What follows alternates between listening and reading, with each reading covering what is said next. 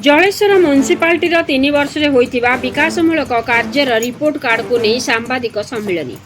बालेश्वर जिला जलेश्वर म्युनिसिपालिटीर 3 वर्ष होइतिबा विकासमूलक कार्यर रिपोर्ट कार्ड सांबादिक सम्मिलन रे प्रदान कले जलेश्वर नगरपाल प्रदीप कुमार प्रधान।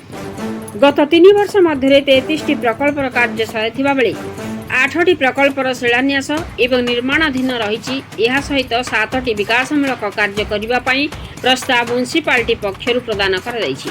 आज जलेश्वर म्युनिसिपालिटी कार्यालय परिसर में आयोजित एक सांबादिक सम्मेलन में सूचना देते नगरपाल प्रदीप कुमार प्रधान। जगत कुमार गिरी रिपोर्ट मसीहा न्यूज।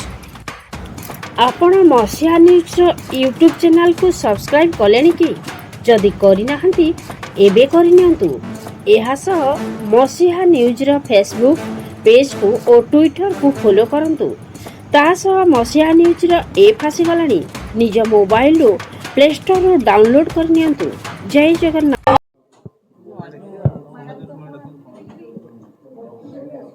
गत 2022 मसीह जो पौर निर्वाचन होइथिला से पौर निर्वाचन रे जलेश्वर सहरवासी मते जलेश्वर सहर अध्यक्ष भाव निर्वाचित करने सह श्रीमती पुष्पप्रिया कामिला को उपाध्यक्ष भाव निर्वाचित करते।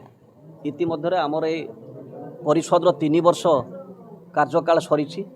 ये 3 वर्ष मध्य आम द्वारा कौन उन्नयनमूलक काम आम सहर मध्य तार एक रिपोर्ट कार्ड मु चाहिए आपण माध्यम जलेश्वरवासी निमंते प्रदान करने। आपण मैंने समस्ते जानी जितेबाला आमर 100 दिन पूर्ति होता से समय आम रिपोर्ट कार्ड देइथिलु। 1 वर्ष पूर्ति अवसर में सहरवासी उद्देश्य आपण माध्यम आम रिपोर्ट कार्ड प्रदान करूँ।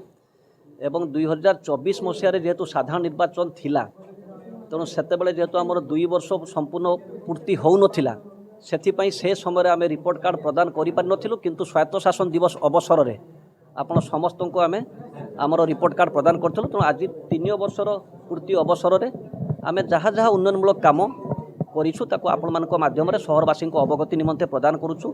एक उत्तरदायी प्रतिनिधि मंडली भाव में मु विश्वास रखे जे जहाँ आम कम करुचु प्रति वर्ष आपण माध्यम लोकंकर नजर को आणबू एवं जहाँ प्रस्ताव पुणी लोकों पाखु आसब ताकू नहीं आम आगामी दिन में काम करूँ। धन्यवाद।